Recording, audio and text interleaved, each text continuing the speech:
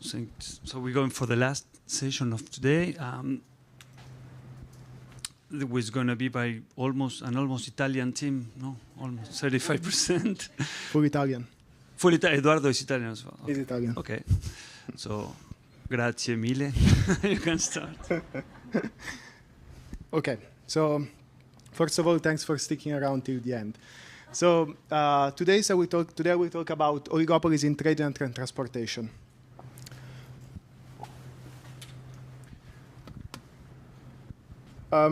So, the transportation sector plays a crucial role for the well-functioning of the global economy, and recent events showed this, how much trade across countries relies on the transportation sector.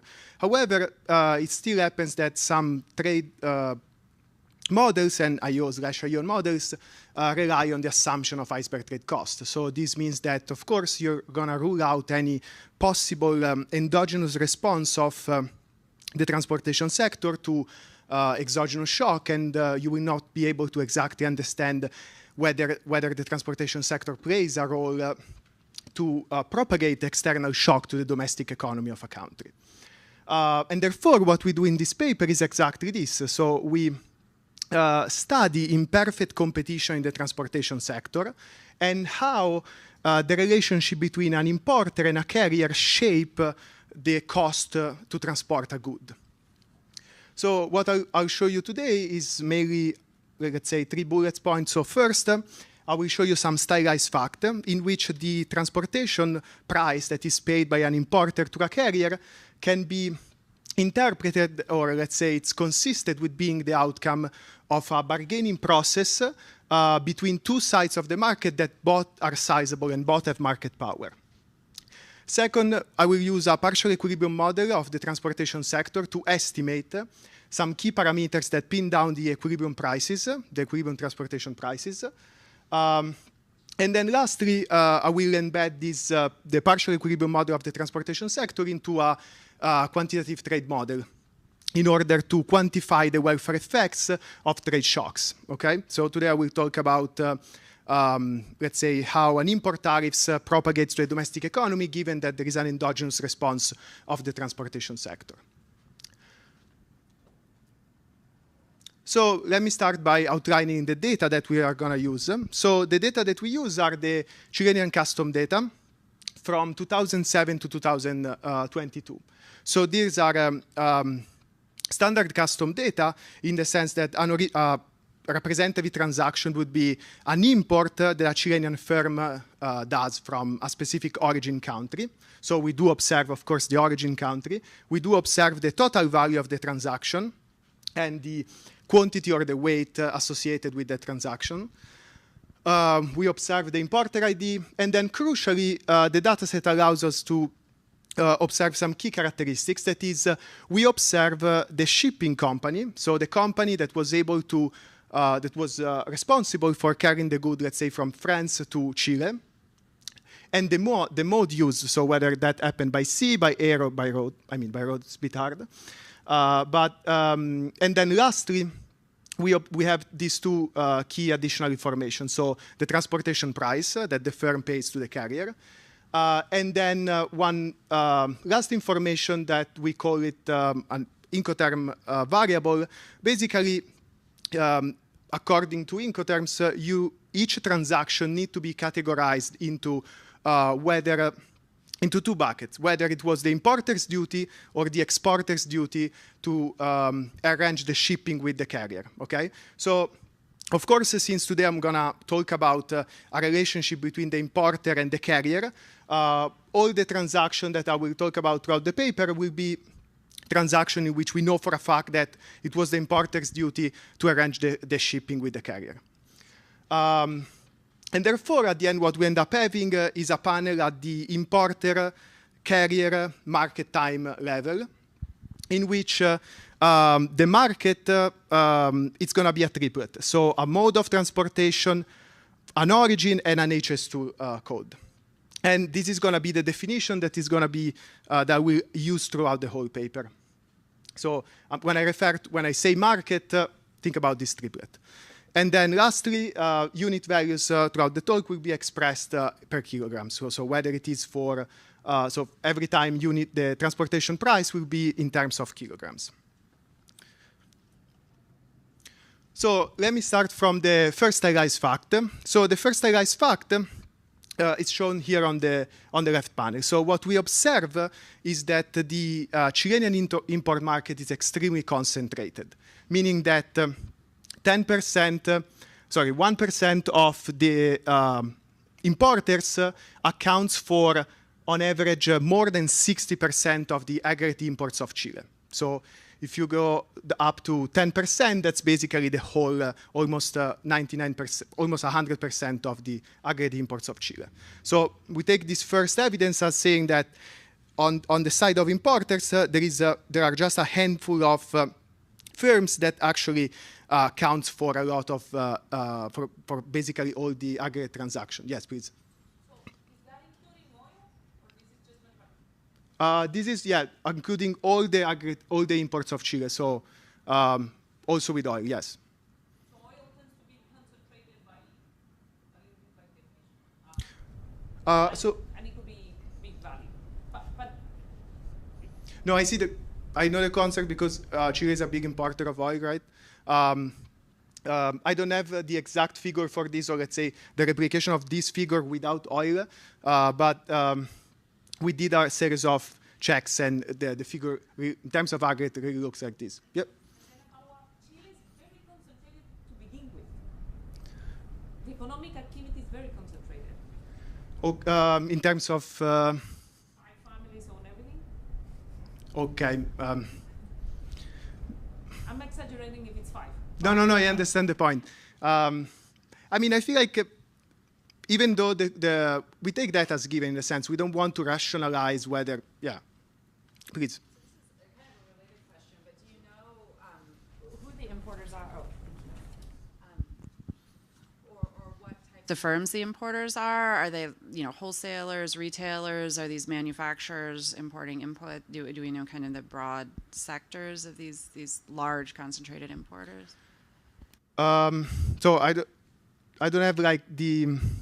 So the point here is that I believe we want to use this to make a point that the importer market is concentrated and it's in the hand of like a low percentage of firms, but then we can definitely look at disaggregated, but we don't have the, let's say, it goes back to the previous question. So we do not have like this exact figure by sector, like disaggregated, but that's something we can do. Yeah, that makes sense.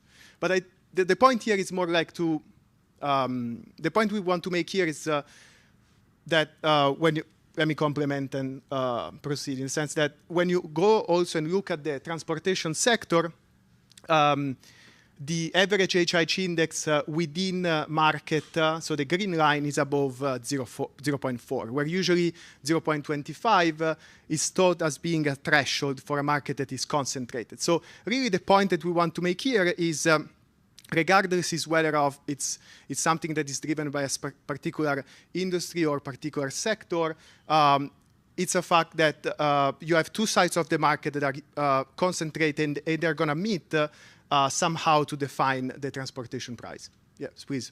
So, adding up on this, how about transactions rather than imports? You're taking import value here, right? This is in terms of share of value, yes. Yeah, just the number of transactions, because that might be even more concentrated. Okay, yes, good suggestion, yes, absolutely. Thanks. Okay, so the next step that we do is looking at the whether we reject or not uniform pricing in the transportation sector. Okay, so what we do is what you see here is the distribution of the coefficient of variation of the unit freight prices paid by an importer to a carrier. So the blue distribution is within conditioning and controlling for market and time, so within market and time. And while the red distribution also controls for the carrier. So if you look at the within market carrier time dimension, we have a mean of coefficient of variation across market, which is basically 0.9, okay? So this means that there are other papers define as the threshold for having uniform pricing in a market 0.01, which is way below the threshold that we observe here. So meaning that carrier really charge different prices to importers, even at the same time, controlling for time and market variation. So the next step that we do is trying to understand what drives this big variation that we observe in the data. So in order to answer this question, or let's say to partially answer this question. Excuse me, yes, one please. question. So I wonder why you define the market at HS2 level, because there's still a lot of variation, and you have until HS8. So if you define market more narrowly and then the products more comparable, will the dispersion disappear? No, nothing changes. Nothing changes. Yeah. Okay. Okay, so going back, so basically what the next step that we do is trying to understand what drives this variation that we observed in the previous slides. And what we do is performing we borrow this from the labor literature, and we do an AKM decomposition in the unit freight prices. So this is basically a variance decomposition of the price paid by an importer I to a carrier J in a market in a time. And basically, as explanatory variable, you have an importer fixed effect, carrier fixed effect, market times fixed effect, plus a bunch of observable, and crucially, an error term that captured the importer-carrier component. So in the first panel, what we see is that most of the variation is explained by a market times fixed effect, so 62%, and there is just a very small percentage is explained by the importer fixed effect, approximately 5%, and the carrier fixed effects just around 5%. But really, if you remember from the previous slides, the variation that I was showing you was within carrier, market, and time. So panel B is really what we need to look at. In here, what the decomposition is telling us is that the match residual, so the importer-carrier residual, explain basically almost the variation, okay? So the buyer fixed effect only explain 11% of the variation. So this means that if you want to understand, I mean, this is at least suggesting evidence that if you want to understand how a carrier and an importer how the price is shaped, you need to understand how a given carrier meets with another importer, which is different from the same carrier meeting with another importer. So what matters is really the match.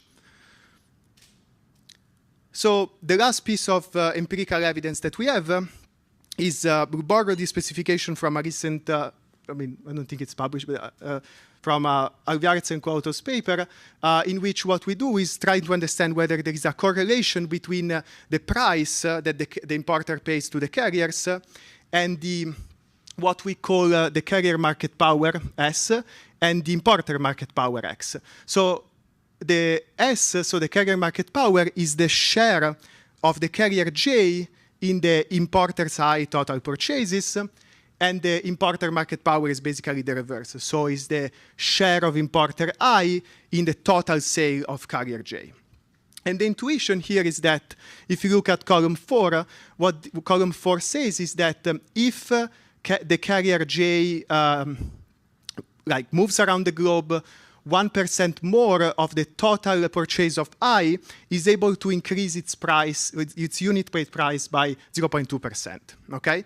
And then for the log importer share goes in the opposite direction. So if the share of importer I in the total sales of J increases by 1%, then the importer is able to get a price which is lower by 0.3%, okay? So we take this as evidence that these two sites are sizable and they are able to influence the equilibrium prices. So given the empirical evidence, what we do next is trying to build a model that can rationalize what we find. So I'm going to skip the robustness check just Sorry, for the... I have another Yes, please. clarification question. So here the export and import, you have the exporter and importer and a transportation company, right? Yes. So now you are loading everything to the importer match with the transportation company, but what if the shipping is arranged by the exporter and the matching is between the exporter and importer instead of this thing? It will have different implications for who has the market power.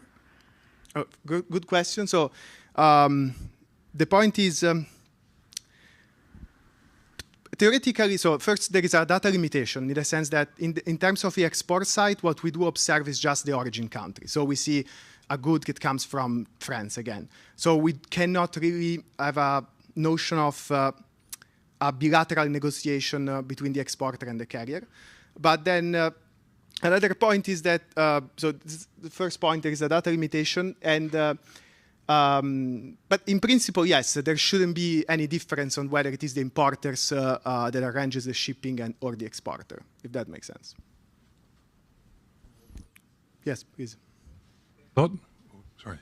Super interesting. I was wondering whether in your observables you can control for the number of times you're shipping a good and the total quantity. And also you mentioned you have Incoterms, so those might be really important in driving some of this price variation. Because some of these contracts may in fact not just capture transport costs, but also some form of insurance, whereas others are purely about transport.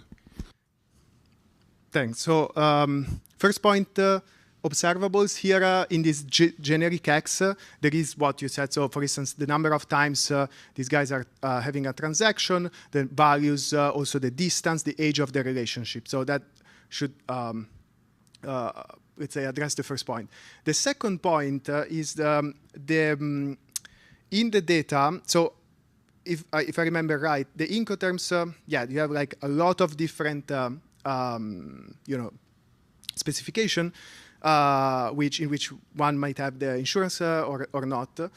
But if I remember right, in the data, what we observe are just, we can basically categorize them in two big buckets. So we can really then, let's say, within all the transactions that are arranged by the importer, I cannot differentiate on those in which, I don't know, it's the importer also pays the insurance, or that answers the question. Okay, so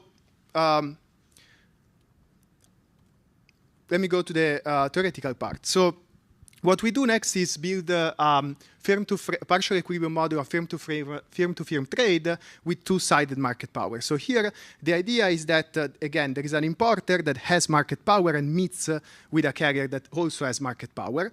And they bargain over the final equilibrium prices using a Nash-in-Nash bargaining.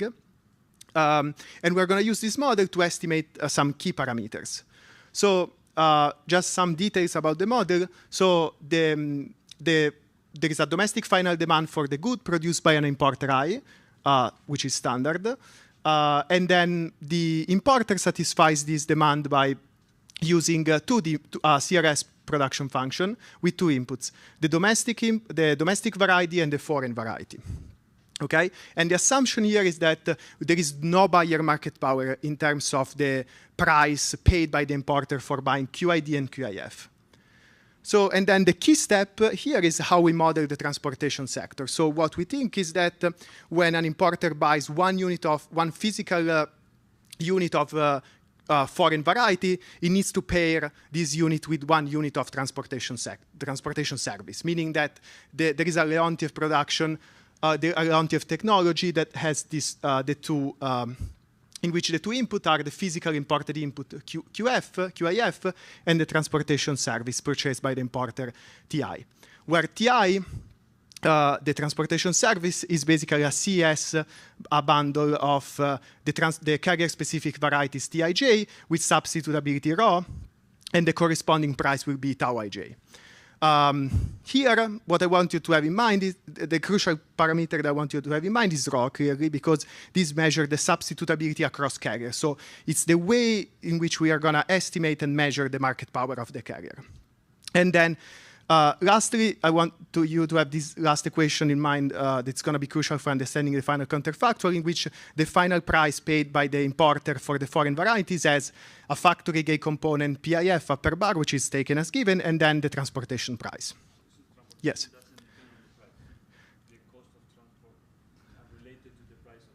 Yes. Yes, these two objects are unrelated. Yes, yes. No, exactly, absolutely. Okay, and then let me show you the carrier technology. So each carrier sells a unique variety of transportation services and uses a production function that takes as input ij, and theta will be the key parameters that measures the return to scale parameter in the production function of the carrier, okay? And it's a number between 0 and 1, which means that there are decreasing return to scale for the carrier and increasing marginal costs in quantity, and this is the way we introduce importer market power. And the way to rationalize increasing marginal cost is the fact that they are the result of a capacity constraint that the carrier faces. Okay, so last detail about how importer and carrier meets and define the prices. So they meet and maximize this joint surplus, in which by choosing the optimal transportation price, tau ij, which is bilateral specific. And this joint surplus depends on the surplus of the importer, this first object, where the weight is given by phi. Okay, where phi, we interpret this as being the bargaining parameter of the importer in the when they meet and maximize the joint surplus, and therefore 1 minus phi will be, of course, the corresponding bargaining parameter of the carrier. So the first order condition for the bilateral price takes the following form, in which the transportation price paid by importer I to carrier j, of course, depends on the marginal cost of the carrier, and then a bilateral markup, which is a convex combination of the markup of the markdown that the importer is able to charge to the carrier, okay, which is the blue object here, and the second element will be, of course, the markup that the carrier is able to charge to the importer. And of course, the idea is that the markup that the carrier is able to charge to the importer, this mu ij, this first object here, is an increasing function of its market share. And conversely, like the markdown that the importer is able to charge to the carrier is going to be a number between 0 and 1, and now this is a decreasing object, meaning it's going down towards 0, depending the more market power the importer has. What we do then, okay, is taking this model and estimate 3 key parameters: the bargaining parameter of the importer, the return to scale parameter in the production function of the carrier, and the substitutability across carriers, okay? So how we do this? So in order to estimate rho, we use the demand function that the CIS gives us, in which we use in which the market share of the carrier depends on the difference that the carrier charges to the difference in the price that the carrier charges to the importer with respect to the price index of the importer. And of course, here there is an endogeneity problem because of market share and prices. And so what we do is using an Hausmann IV, in which we use the price charged by the same carrier J to other importers in other market to take advantage of cost shock that are carrier specific.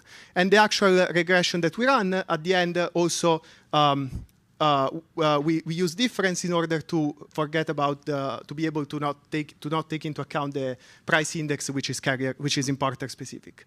And here the left hand side is basically the difference in the importer's I share across 2 different carriers, and the explanatory variable will be the difference in the corresponding prices. So this is what we do for estimating the substitutability across carriers. Then, given that we have estimated rho, we can do a second step and estimate jointly the parameter phi and the return to scale parameter. What do? We use the first order condition, the equilibrium first order condition, the one that I just showed you before, that will depend on the bilateral markup, the marginal cost of the carrier. We do not observe the marginal cost of the carrier. Therefore, what we do is just taking the difference in the price that carrier J charges across two importers, because the marginal cost of the carrier does not depend on, it's not importer specific, and therefore we can cancel out the CJ. And we end up having with this, the following moment conditions, where we're gonna find the parameters such that the adjusted prices that the carrier J charges to different importers are equal to 0. Okay, let me show you the very first results. So the results that we obtain are a low substitutability across carriers, where rho is approximately equal to 3, and it's very robust across different specification. So when a carrier increases its price, its bilateral price by 1%, the importer sees a decrease in the quantity by 3%, basically. And then we estimate that importers have approximately 2 times more bargaining power than carriers. So the share of the two bargaining parameter is 2.3, which implies a fee of 0.7. And then lastly, carriers have decreasing return to scale, because the theta is at 0.56, meaning that also importers have market power, because the marginal cost of the carrier is increasing in quantity, and so they can internalize that. That's for oil? Why? The decrease, so the No, no. So the idea is that if you think about like a cargo or a plane, the marginal cost of adding the very last, if you have just one spot available, the marginal cost of adding that one is basically goes to infinity, because the opportunity cost is huge. So that's why as quantity increases, the marginal cost goes up. So it's really the results of having capacity constraint. Okay, so sorry, how am I? In terms of time? 14? 13, okay, perfect, thanks. Okay, so since we have the parameters, then we can also recover the distribution of the bilateral markups, in which what we find is that apparently it seems like the carrier is able to charge a very high markup to importers, while the markdown of the importers with respect to the carriers is relatively lower, and we end up having a mean bilateral markup of 1.11, meaning that the price is 12% greater than the marginal cost of the carrier, which seems reasonable. Okay, so what we do next is we close the model in general equilibrium in order to make some counterfactual analysis, okay? So what we do is take quantitative trade model of importing, in which the firm pays a fixed cost to import, and by importing, this reduces the marginal cost, but of course it needs to pay the fixed cost. And the assumption here is that there is one representative rest of the world, and there is one single transportation market, okay? And the idea is that the way I want you to think about the transportation sector is, of course, exactly as I just explained it to you now. And then we estimate again some parameters that we need to in order to run the counterfactual by using a simulated method of moments. Okay, so let me just show you some last equation. So the idea is that there is a small open economy, which could be Chile, populated by a unit measure of consumers. They supply L units of labor inelastically, and they consume a bundle C, which is made up by N domestic products, where these domestic varieties are made by the importers. So the importers face, the domestic firm face the following demand. And differently to what I showed you in the partial equilibrium model, here in this case, they still use a CRS Cobb-Douglas, in which the uses labor and foreign intermediate inputs, XI. But here the difference is that XI can be either it's basically a CS of domestic variety and foreign variety, okay? So firm can actually decide not to import, okay? But even if they do so even if they do not import, the quantity of domestic variety will be affected by the output, by variation in output of firm that also imports, by the fact that there is a roundabout production structure, okay? Perfect. Lastly, again, transportation sector is exactly modeled as in partial equilibrium, and then there is balanced trade between the domestic economy and the rest of the world. So lastly, before showing the counterfactual, what we do is we calibrate some more additional parameters that we need by using either parameters following the previous literature or using firm-level data from the annual survey of manufacturing from Chile. And then we estimate additional key parameters, for instance, the productivity distribution of the importer and the carrier. And I have to talk more about that, but for the sake of time, let me show you the counterfactual cases that we consider. So what you see here is the following, which we do the following exercise, in which we assume that there is an import tariff on the factory gate price, okay? So on that PIF upper bar that we're referring before to. And we compare three different scenarios. The first case is the case of iceberg trade cost. So there is no endogenous reaction of the transportation price. And then column 2, it's our model, but without entry and exit. So firms cannot exit the import market. And lastly, column 3, firms are allowed to enter and exit, okay? So in the case of iceberg trade cost, a 5% import tariff increases the aggregate domestic price index, which is the measure that we use for proxy for the consumer, for the aggregate welfare of the economy, by 0.65%, which is it's a small number, but the idea is because in Chile, there is not, I mean, at least in the model, how we calibrate it, there is not a lot of, the share of foreign inputs is not that high. But compared to column 2, what is interesting is that in the case in which you allow an endogenous response of the transportation sector, the pass-through is even lower, 0.41%. And this happens because there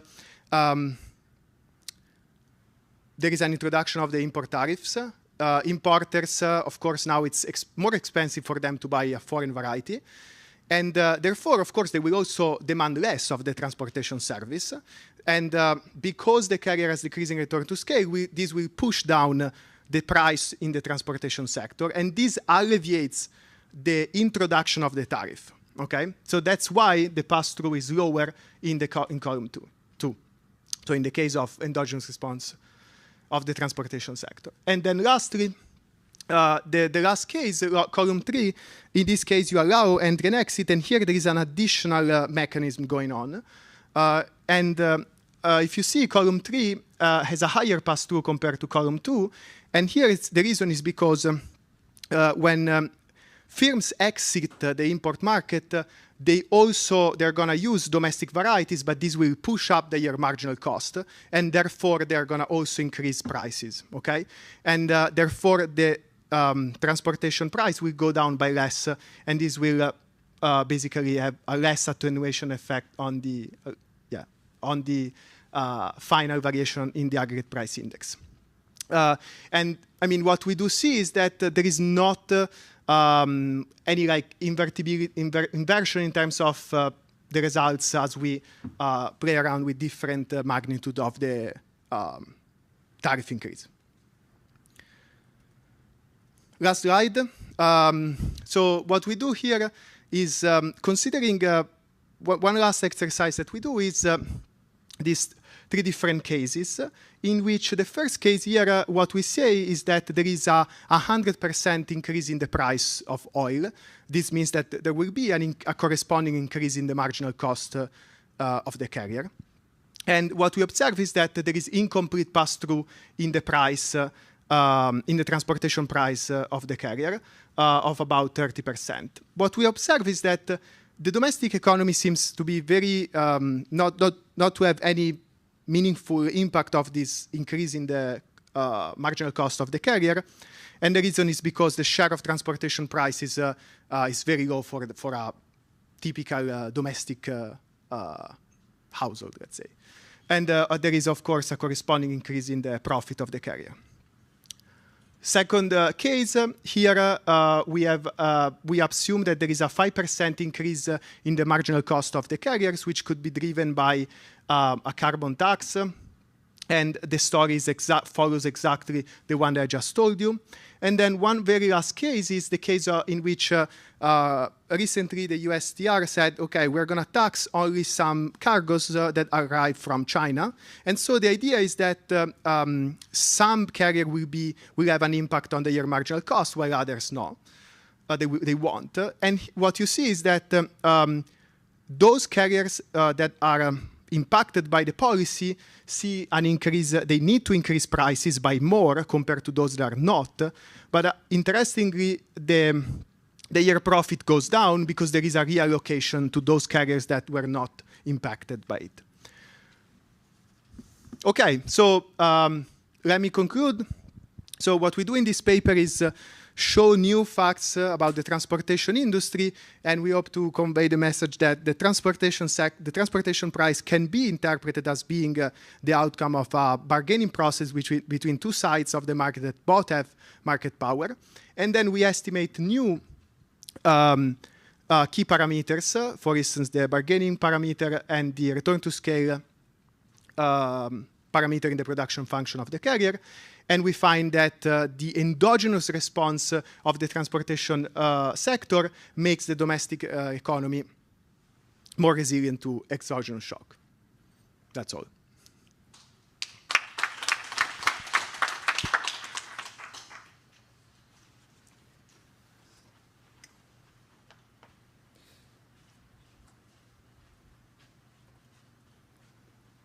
Thank you very much. So I have a discussion by Charly Porcher from Georgetown. Thank you very much. Let's try this again. Can you hear me? Yeah. Thank you very much for the opportunity to read and discuss the paper that that Enrico just presented. And I'm going to start by a quick summary of what I think are the contributions of the paper. So what they're asking, right, is how does the fact that there is bilateral bargaining happening to determine the prices of shipments and carrying goods across the world affect the transmission, in particular of trade policy here, of tariffs on consumer prices? Right? The context is going to be Chilean data, custom data, right, from 2007 to 2022. And the method is going to be to embed a model of two-sided bargaining that is originally derived in Alviares, Fioretti, Kikawa, and Morlaco. That's a working paper. I'm going to refer to it as AFKM. And then embed that model into a quantitative trade model to evaluate the consequences of that two-sided bargaining. What they find is that when they estimate the model, they find that there's high importer market power. And that's really coming from the fact that they estimate really strong decreasing returns to scale in production. So the fact that the marginal cost of providing carrying services is increasing, and that provides market power to the importers. And they also find that in the bargaining process, when they estimate the model, there's an advantage to the importers. So the importers have a higher weight in determining the price that is the outcome of the bargaining, with about a 70 to 30 allocation. Okay? Then they do counterfactuals and they ask, well, okay, if we do a tariff, how different is the pass-through, so the effect on the consumer side, now that we have this bilateral bargaining? And they find that the pass-through is 40% smaller. So the transportation sector is absorbing a lot of those tariffs, right? And so importantly, what they find is that the decline is driven really by that effect on the lower marginal cost, right? You reduce the quantity that you demand of imports, and that reduces the marginal cost that allows you to offer lower prices for those carrying services, and that's really the main driving force, more than the changes in the markups and the markdowns. I'll come back to that, okay? So it's a really policy-relevant topic, right? We've seen a lot of news about the importance of that transportation sector, and it's a framework that has a lot of intuition, so I'm going to try to spend my time on that. There were a lot of comments on the empirics, and so I'm going to basically not talk about empirics. Okay, I have one first comment that I think is important, and I really encourage you to, I think, address it in a way that will serve the paper. It is that the model that you use is really the exact model from AFKM, right? You're applying it to the context of carrier to importer relationship. They wrote this model between an exporter and an importer, but the entire machinery is the same, right? So I really encourage you to be, and that's fine, right? Because then you're going to take it into a quantitative trade model, you have a different application, but by being specific about that, that will help a lot to then mean that you don't have to rederive the results, you don't have to spend as much time in the paper in, kind of walking through the different steps, and maybe focus on the intuitions. And I'll talk more about this, because it's a very rich framework with a lot of subtleties. And also with the safe space, what I will really encourage you is tell us more about what is specific about the carrier sector, right? This model was written for the relationship between exporters and importers. You're applying it to carriers and importers, and so there are going to be some specificities here.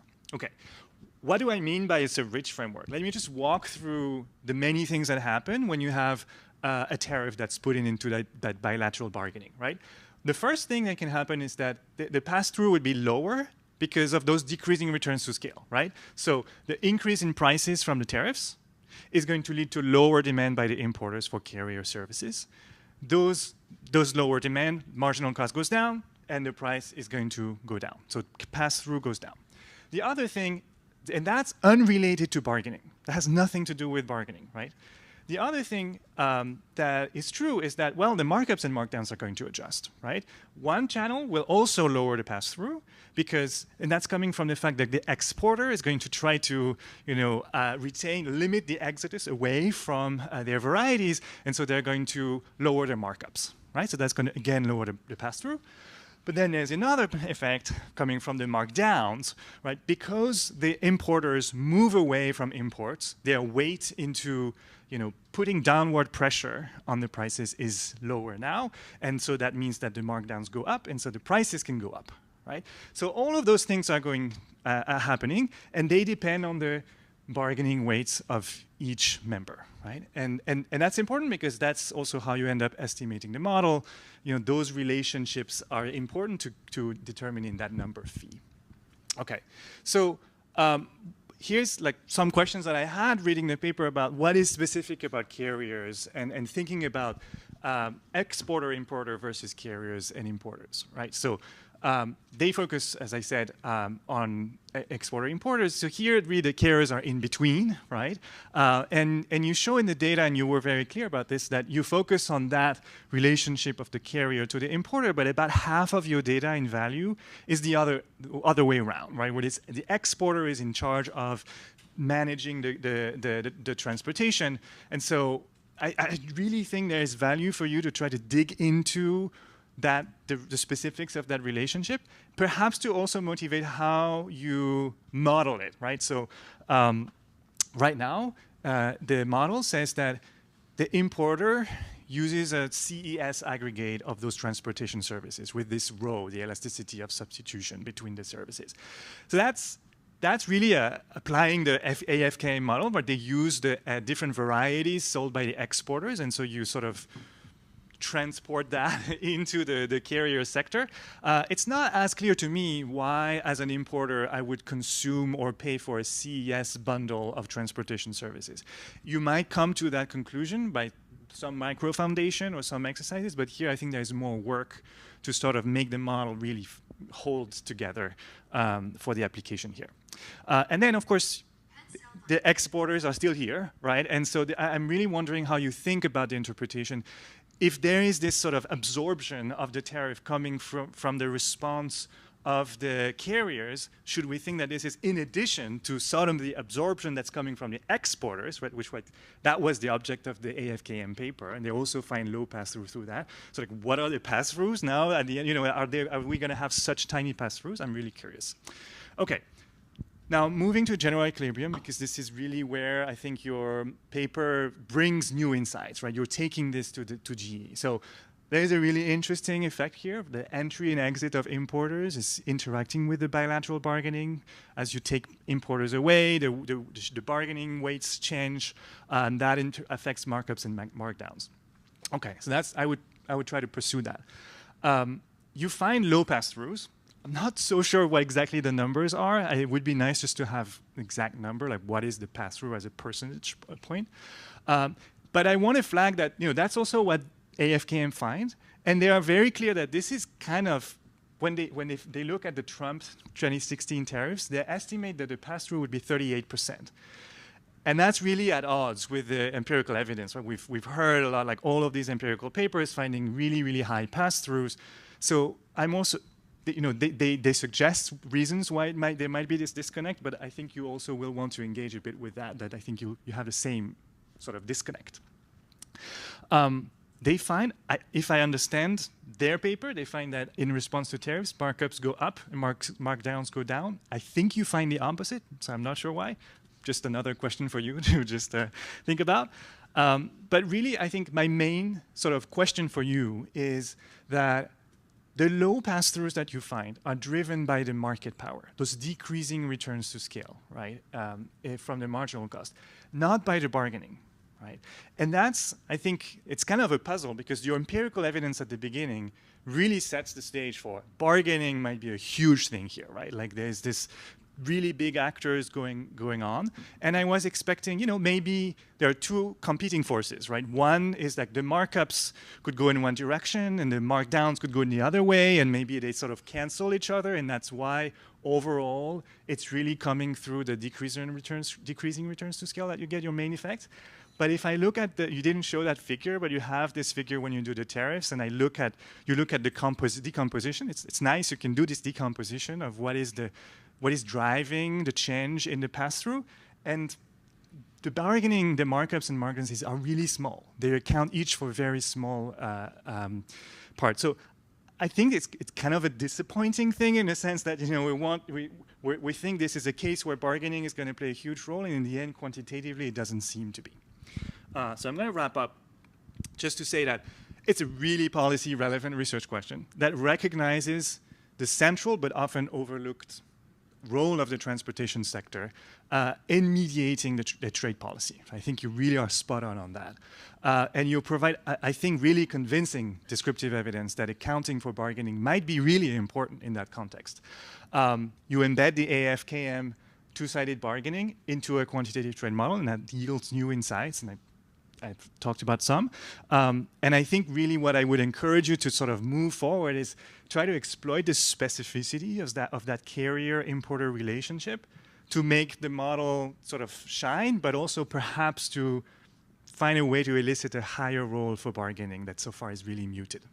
Okay, I'm going to stop here. Thank you.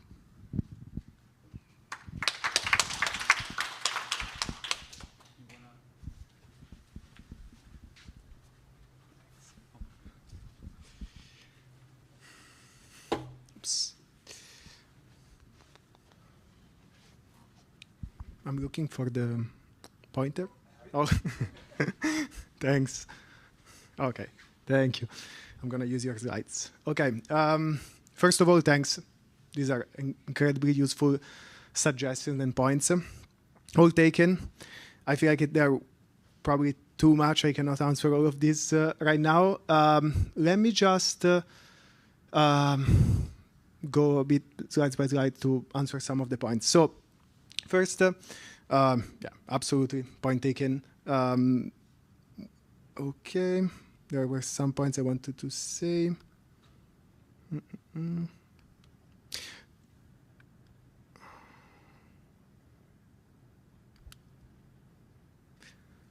So, for instance, one point here, so about the motivation of the CS, of the transportation services, really this also comes from what we do see in the data, in the sense that also, like, we're surprised, we do see that a specific importer actually uses, even for the same good market, good time and mode, different carriers. So that's why we thought that it could be reasonable to think about that. Actually, an importer uses different carriers to move, say same good. Oh my God, even the same good.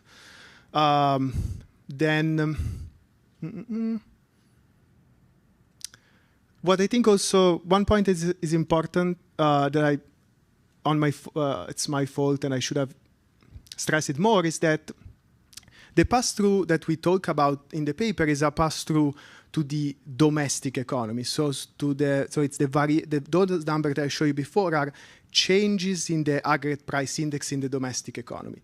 But I believe that the AFKM paper, they talk about that this 38% is the pass-through, but to the import price. So I don't know, they are for sure related, but I don't know if we can say anything about that, because in our general equilibrium model, the price, for us, we would always get a 0% variation in the price of the import because it's fixed. So, but yeah, that's a confusion that I think a lot of times when actually every time we present the paper, the trade literature every time you say pass through, you think about the import price. So that's something that we really need to make clear. And then I believe that everything you said is extremely useful, but I think there was like a fil rouge, which was the fact that there is not a huge role for the bargaining parameter. That's something that we for sure think about.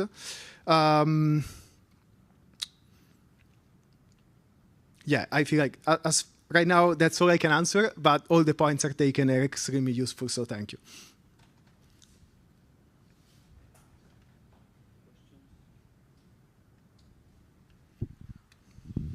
Yeah, I just want to emphasize what Charlie was saying, because I was thinking the same exact thing, that what's really driving everything is all about the decreasing returns to scale. But you could ask yourself this question, though, is like, well, if I really want to credibly estimate that parameter, you know, there's other reasons why prices are moving around. One might be markups. So that's where I need the bargaining model in place there. So then I can have two competing mechanisms.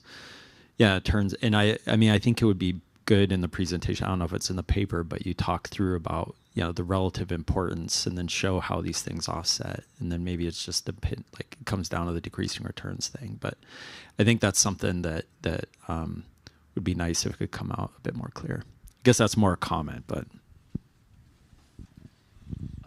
Following up on that, so when the tariff is imposed, you just import less, right? So it's somehow like the plane is half empty. But maybe you don't do the plane half empty, you just do less plane, but run up the plane to capacity. So that in the long run, you know, you still go up to capacity, so that you go actually back up to the, so you adjust the extensive margin of ships and planes rather than for conditional number of transportation, lower the capacity. Okay, so if I understood right, so what you're saying, what you're suggesting is the fact that, okay, you impose the import tariff. It could still be the case that you know, demand goes down, but yes. The ship is not coming Monday, Wednesday, Friday. It's just coming. Oh, okay, okay. So like you bundle up. Okay. Bundle up. Okay. Run Fair. on capacity that ship. Yeah. Yeah.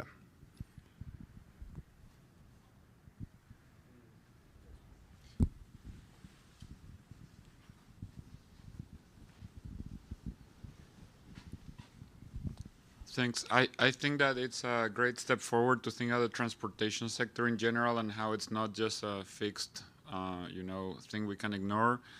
I would emphasize it's going to be two comments. One, I would emphasize the concentration that someone mentioned. So, for example, I think it's worse in the export side than in the import side. For example, I'm thinking that the largest copper company, it belongs to a business group that also owns the largest shipping company in South America, the largest forestry company, which is one of the big sectors, also owns a lot of the ports.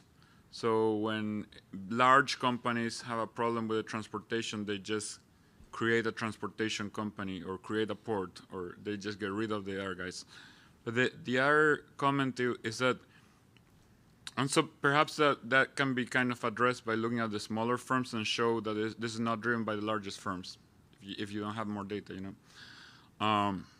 The other comment is that it would be good to get a better sense of the practicalities of this. So for example, my prior, but I don't know, would be that as an importer, that I'm a not large firm, like a medium firm, the first go-to would be the customs broker. And so I might not even decide who's going to be my shipping line. I'm just going to tell the customs broker to deal with this, assuming that it's the importer that's going to deal with the transportation. But I think that might be in the data of at least the bills of lading and all that stuff. So maybe like a story of how this actually works in the real world would be helpful to understand how the bargaining process operates. You know, that's just two thoughts. Okay. So yeah, no, thanks for all the comments. Going back to this point, I think yeah, for sure you can unpack and also consider like any forwarding agency or something that goes in between the importer and the carrier. And I believe it's something that, yeah, it's definitely interesting. We cannot really, like what we see in the data is that every time there is a forwarding agency, there is also we see the carrier name. So we're always able to see who is the actual carrier, even though you might go and talk to a forwarding agency. But yeah, these are all very, very important points. I feel like only one last point. I think in terms of intuition, going back to your previous, like the role of the bargaining, the point is that you really need a very huge increase in the tariffs to see huge variation in shares that drives also huge variation in markups. Because but that might be relevant today around when we have when there are tariffs at 100%. But in that table that I showed you before, like the table with the three different cases, when the tariff is so big, what happens is that when the tariff is small, it happens that firms exit, but there is some kind of reallocation and there is variation in the shares, but it's not enough to drive variation in markups. But when when the import tariff is huge, like, I don't know, 100%, basically everybody exits and then you get very high shares and then there are big variation in markups. But yeah, all points taken, and thank you for the suggestions.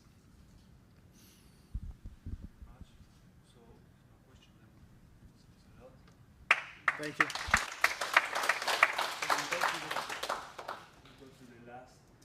And so I'm going to give the floor to me.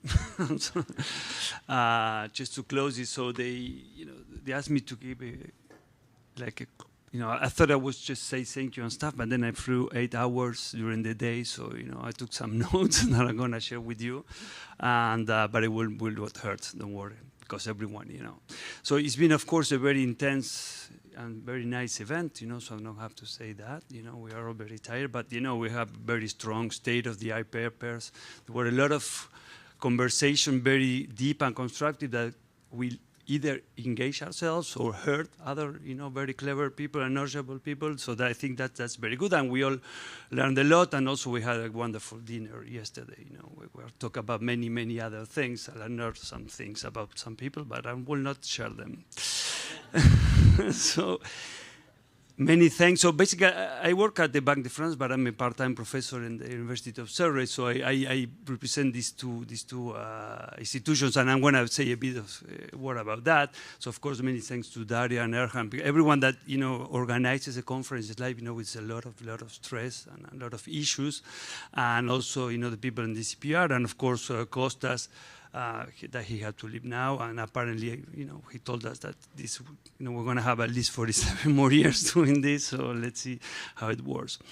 So I wanted to say like a few words of how we come here, because again, it's kind of an association. We can appear a bit as random, but basically, I work at the bank. So in 2020, I started reaching out to people because I wanted to create this kind of, trade conference in Paris with the idea of call it Pride Story Conference or something like that, where we had like very high academic trade people, but also, because we had also constraints of working in a policy institution, trying to discuss policies, kind of at the same time. And because myself, I'm kind of in those interspace, and I know that, there's a lot to gain, but it's very difficult as well. So the first time we did it, before it was called ISoT, was in 2021, and it was online at that time, right? Because, we are still kind of struggling with the pandemic or the fallout of the pandemic. Actually, we wanted to do it in person, but it turns out we couldn't. That was like around the same time in 2021. And of course, there was a lot of discussion in policy, in academia, but in society in general about, what's going to be trade after the pandemic. Are we heading to a reshaping of world trade? Are we really thinking about global value chains, reflecting on all of this? So we wanted to attract submissions a bit around that time. So we put a name to the conference, which was International Trade, the New Normal at that time, right? So it was kind of like the MAGA slogan, this slogan was used before too, and we just retook it, right? So the year later, we did the same conference, so the same institution without the GIE, right, in the World Bank, because in Paris, because we have a very nice building there. And, well, it was just about right after the war in Ukraine, right? So in that time, there was a lot of consideration about, again, the future of the world trading system, how geopolitical conflicts would affect trade, how they would shape trade policies, and so on. And in the policy, especially in Europe, there was this idea of strategic autonomy or open strategic autonomy, right? Autonomy, something that is very wide and open, but, we also put that on the title of the conference, right? Also because to also make our bosses kind of happy. But then we did another one in 2023 at the Banque de France for the first time, and still we're on the follow of the COVID and the Ukraine shocks. And, we started looking at these diverging paths about trade. The idea of industrial policy was really start gaining ground, and that was a deviation from the way we were looking at trade in the past years already, right? Because, there are rules, and, most of the people were kind of forgetting about those rules at that time. So we kind of saw that, there are many paths where trade or globalization in general could take, and we call it like globalization at a crossroads. Right? So last year, we kind of stopped, and in the edition that was in Paris last year, we stopped all this endless discussion, and we call it like globalization, what's next, with the question marks, basically. And therefore, this year, so Costas reached to us, they wanted to launch this ISoT, which is, as he explained, is the equivalent to the macroeconomy seminar. And it was very good, one of because, we didn't have to put a name to the conference, given, because God knows which name would I put it now. So I saw these shops, this little story about us trying to find some words to convey, this, kind of the state of mind or about, global trade and globalization. It's kind of interesting because it's instructive at all the things that we've been going through in the past 5 years, right? So where really the very foundations of the international trading system were questioned, right? So, now we have, of course, a very strong movement here in the US, but, this is not completely new. This has been going on little by little, in the past years now, right? So it's very clear now. So of course, this is not the first time this happens in history, right? That's, now a lot of people are talking about history and talking about Keynes' books in the 20s and so on. However, it's the first time for us, for people in this generation, that we see this question, because basically we were born in a time where, history had stopped, and we didn't have to think much about that. So, I'm going to leave it to historians to see how they place this. I'm not going to say that, but what I'm going to say is the following. So, one very key defining feature of what is happening right now is you are actually discussing policies, like implementing policies, negotiating policies, talking about policies, fundamental policies in trade that really can potentially change the structure of all trade, how we conduct trade, why do we do trade, and so on, right? So in a kind of perhaps strange way, it's kind of a gift for anyone thinking about international trade, because right now everyone, and really everyone in the world, is thinking about trade. They're thinking about, expert policymakers, students, they are seeing this and they're asking the questions: how does trade work? Who benefits from trade? Who pays tariffs? Can you win a trade war or can you not win? That's one of the big questions that is out there. Did I lose my job because of trade and all these things, right? So basically, if you're an intellectual thinking about something, you can ask for more of that. Everyone is trying to understand what you've been thinking about in the past terms. Like if you think about during the COVID, you have all these neurologists, in TV. It was very weird for them because no one listened to them in general. So now there's a lot of interest in what we do, right? So this is very good, even though, it's a bad moment, of course. But then you have responsibilities, right? Because if you want to shape the conversation, so if you want to have design policies or reject some of the policies, you need to be able to rely on knowledge, and this knowledge comes from, solid, like fundamental research that tell you where are the right trade-offs to look at and so on. So as, I've been working in an institute for like many years now, and so there are many ways in which research helps policy making, right?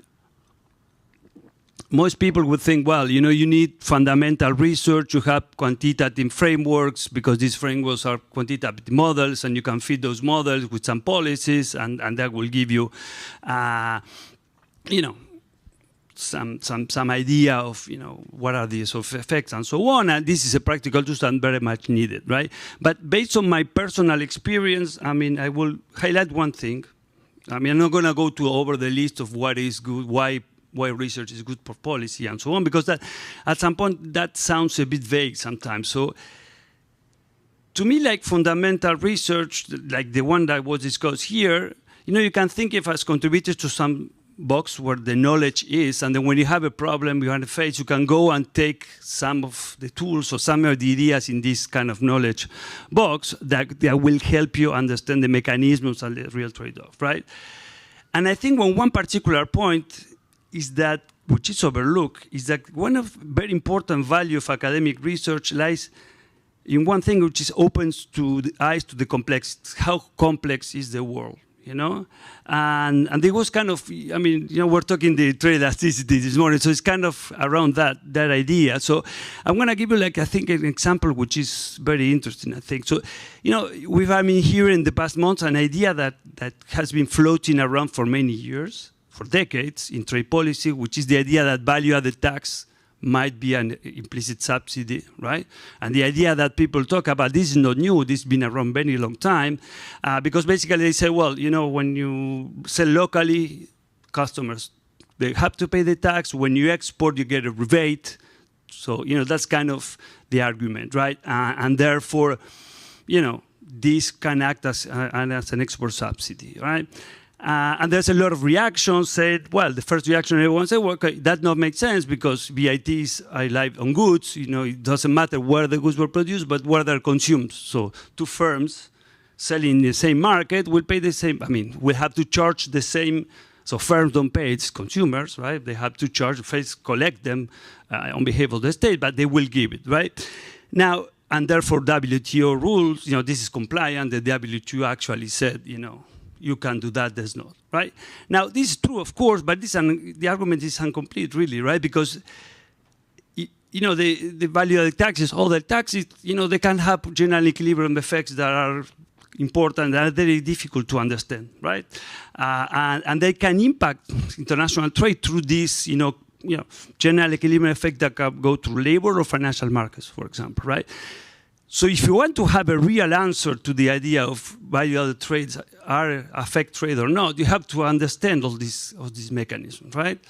And so I had to read the literature because I had to do write a note on that, And if you look at it, it turns out that the intuition that the VITs do not generally have a pro-competitive effect is kind of correct, and kind of ironical. There's a paper by Felsen and Krugman, the general equilibrium model. It's very simple Krugman style with two periods. In what they show that actually is because of the border rebate, VITs are trade neutral, right? Because if the border rebate was not allowed, actually they would access an export tax, right? Because the exporters wouldn't, if the international price is fixed, you cannot pass it through, and basically that would be absorbed by the exporter. And by the Lerner symmetry, an export tax is an import tariff, right? So, the fact that people are saying this is an export side because of the rebate, well, there is a paper saying this is exactly because of rebate that is not trade neutral, right? And there are more recent research showing that, VITs can have negative effects on export time scenarios, because with effect that goes through the, for example, labor markets, and can be even in some scenarios. Right? But there are scenarios in which they are not neutral, And Oleg, I'm implicitly citing one of your papers with Gita and Barbiero and Emmanuel Fari, right, on the barter transaction method. So when you see there that, if you want to understand this, you have to have, all this.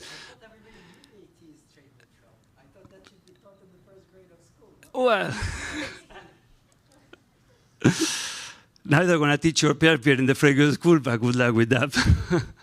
No, but in that paper, there's a lot of cases, right, dependent. So exactly. So the bigger point is that, without this research, I would say, well, the answer people are giving is kind of right, but for the wrong reasons, right? But then it might be also that you have very bad reasons, right? So again, and when you look at this recent history of trade, right, shocks can make from many places different. So that means, you have to do research that is very wide. Maybe, many people in policy would not see the exact application at that very much of time, but that will contribute to the tools and to the way we saw it, right? And so, of course, this conference has, very wide topics. I'm not going to go over them. So there's going to be a very nice issue in the GIE.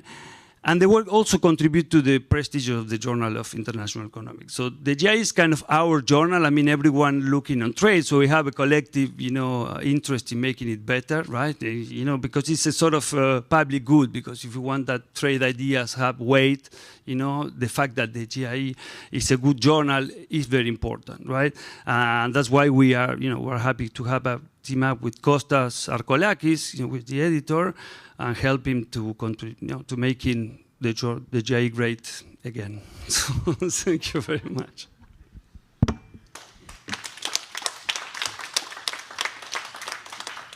About the practical things of the paper, you will receive emails about that. So it's like to the students, don't come to ask me about the exam and all this. Yeah.